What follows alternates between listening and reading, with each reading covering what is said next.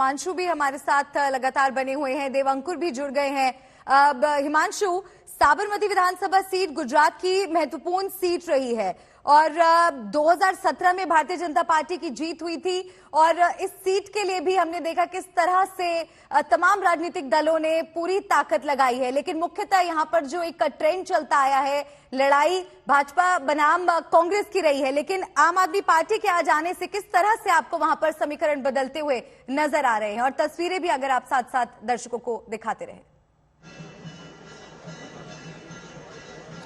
देखिए बिल्कुल मलिका, ये सीट बहुत हॉट सीट है और पिछली बार अरविंद पटेल जो है वो इस सीट से उम्मीदवार विधायक चुने गए थे भारतीय जनता पार्टी के टिकट पर, लेकिन इस बार उनका टिकट काटा गया है। जिन 24 सिटिंग विधायकों और मंत्रियों के टिकट काटे गए उनमें से एक साबरमती के विधायक जो अरविंद पटेल है उनकी टिकट काटी गई है, तो उनकी जगह जो है हर्षद पटेल को इस बार उम्मीदवार बनाया गया है।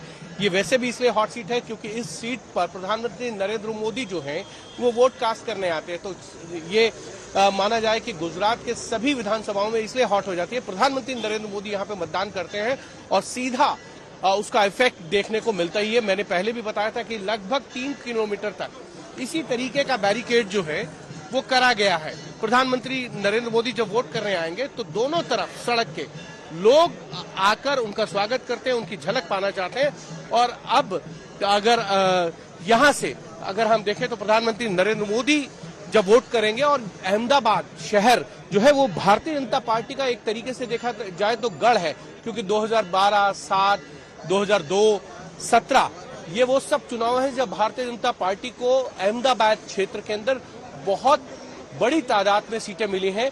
अगर 2017 में 21 में से भारतीय जनता पार्टी को 15 सीटें मिली थी और उसके बाद कांग्रेस के एक विधायक जो है वो पार्टी छोड़कर भारतीय जनता पार्टी में आए और उपचुनाव में उन्होंने भी जीत हासिल की, तो वर्तमान में 16 सीटें जो है वो भारतीय जनता पार्टी के पास है। लेकिन आम आदमी पार्टी के एंट्री के बाद ये मुकाबला त्रिकोणीय हो गया है पूरे गुजरात में। लेकिन ये कहा जा रहा है कि शहरी क्षेत्रों में अरविंद केजरीवाल ज्यादा इफेक्ट कर रहे हैं।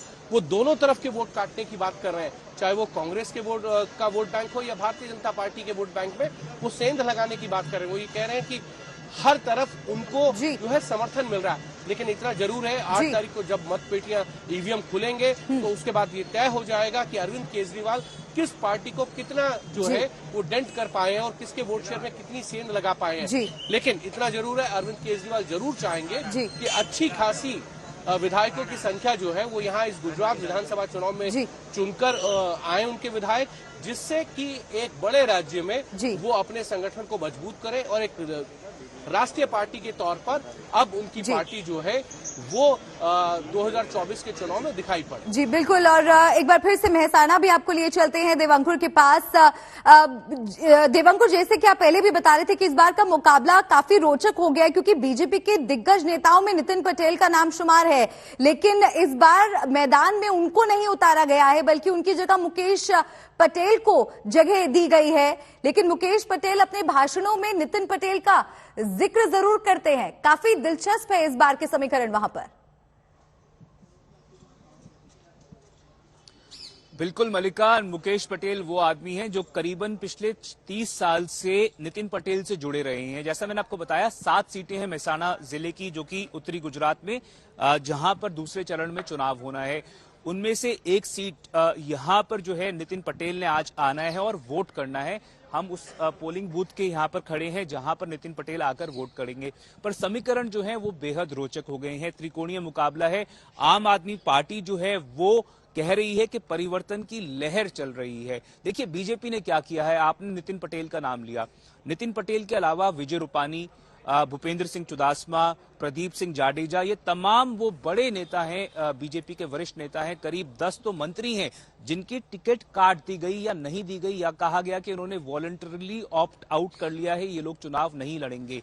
क्या बीजेपी आम आदमी पार्टी का जो चैलेंज था उससे थोड़ा सा डर कर या फिर प्रटब होकर उसने ये तय किया कि हम अगर अपने चेहरे बदल देते हैं तो जो परिवर्तन की बात की जा रही है या एंटी इनकम्बेंसी की बात की जा रही है उसको हम निगेट कर सकते हैं। तो ये बड़ी बात है। इस वजह से भी ये चुनाव जो है वो रोचक हो गया है कि जो नए नाम लेकर आई है बीजेपी, क्या वो लोग जीत पाएंगे। नरेंद्र मोदी का इतना बड़ा रोड शो जो कि बीजेपी खुद कह रही है कि पहले कभी नहीं हुआ, लगभग 50 किलोमीटर का अहमदाबाद के करीब 16 जो विधानसभा क्षेत्र हैं वो उसने कवर किया। उसके अगले दिन भी यानी कि ये एक चुनावी उन्होंने रोड शो- एक्सपेरिमेंट एक तरह से देवांकुर किया गया है बीजेपी की तरफ से, क्योंकि मुकेश पटेल नितिन पटेल के लिए खुद कहते हैं कि वो विकास पुरुष हैं और उनको अपना प्रतिनिधि बताते हैं, लेकिन उनकी जगह इस बार चुनावी मैदान में वो जंग लड़ रहे हैं। देखना दिलचस्प होगा।